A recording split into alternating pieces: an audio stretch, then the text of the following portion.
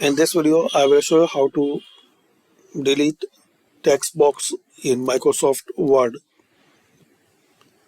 So, easy and quick way, double click on this text box borderline. Once it's selected, press delete key on keyboard. Another way you can select in the home tab, click on select and select object. Now select your text box. Right click on it.